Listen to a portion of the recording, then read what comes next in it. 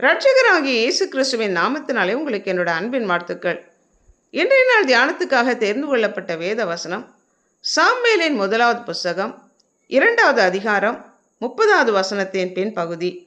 என்னை கனம் பண்ணுகிறவர்களை நான் கனம் பண்ணுவேன், என்னை அசட்டை பண்ணுகிறவர்கள் கனஈனப்படுவார்கள் என்று கர்த்தர் சொல்லுகிறார்.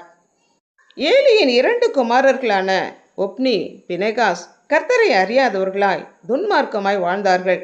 தேவ பயம் இல்லாதவர்களாய் ஜனங்கள் கர்த்தருக்கு செலுத்தும் காணிக்கையையும் பலியையும் அற்பமாய் எண்ணும் அளவுக்கு நடந்து கொண்டார்கள்.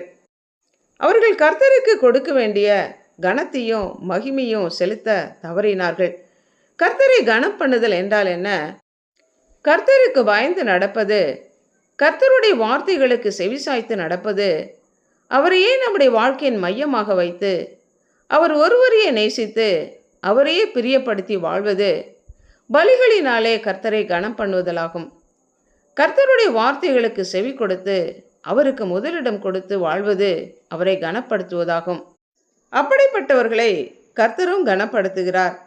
தாவீது தேவனுக்கு பயந்து அவருக்கு முக்கியத்துவம் கொடுத்து அவருடைய வார்த்தைகளுக்கு கீழ்ப்படிந்து நடந்து அவரை பிரியப்படுத்தி செயல்பட்டதனால் என் இருதயத்துக்கு ஏற்றவன் எனக்கு சித்தமானவைகளெல்லாம் செய்வான் என்று கர்த்தர் சொன்னார்.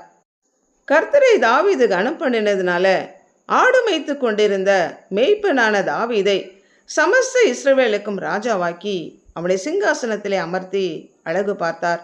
அவனுடைய சந்ததியில உலக இரட்சகராகிய ஆண்டவராகிய இயேசு கிறிஸ்து தோன்றி தாவீதின் குமாரன் என்று அழைக்கப்பட்டார். இது எத்தனை பெரிய ஸ்லாக்கியம்!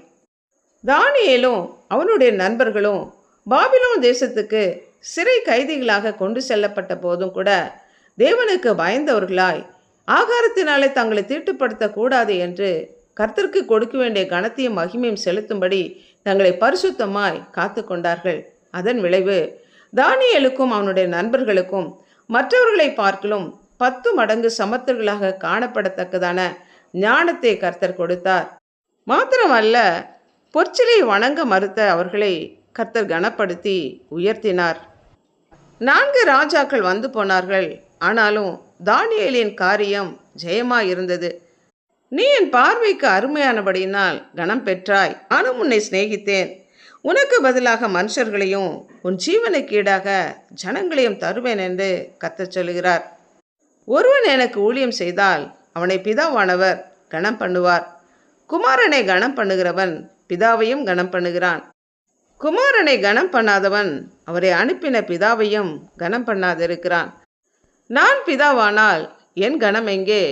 நான் எஜமானனானால் எனக்கு பயப்படும் பயம் எங்கே என்று கர்த்தர் கேட்கிறார். நம்முடைய பதில் என்ன?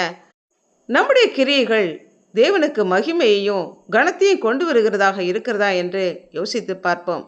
ஜெபிப்போம்.